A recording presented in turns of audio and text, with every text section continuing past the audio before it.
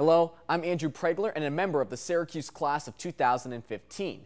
I am currently enrolled in both the Newhouse School of Communications as well as the iSchool, where I will be majoring in broadcast journalism and information studies management. Now I'm here on this wonderful set thanks to an amazing internship with my local TV station in my hometown of Erie, Pennsylvania.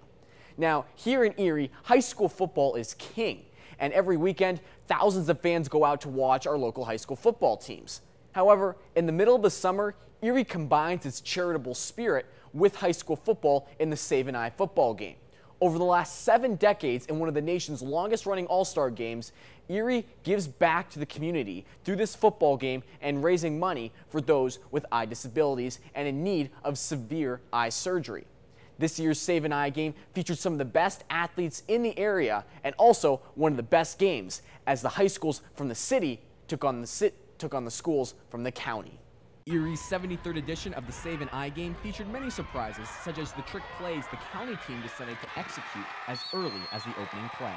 We had to put in a lot of packages, and we needed a few tricks up our sleeves because the city's big and they're strong and they're fast.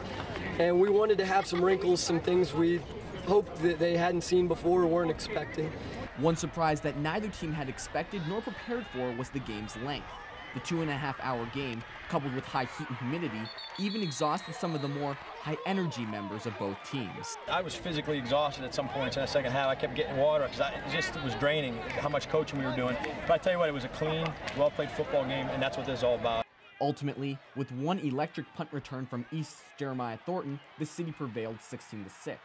However, the county did hold the mighty city squad to a 6-6 tie for most of the second half, even leading in the first half 6-3 until a last-second city field goal. This shows the overall talent featured on both squads, even if one was considered the underdog.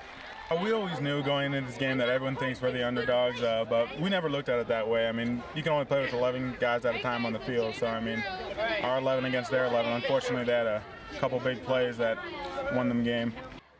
For each of these young athletes, this was the climax to a record-setting high school career. So what are their final words under the glow of the Friday night lights? It was an honor to get to continue the tradition. For Narnia. Dream big. Stick with it. I know it's tough, but it's a lot of fun. It's really rewarding in the end.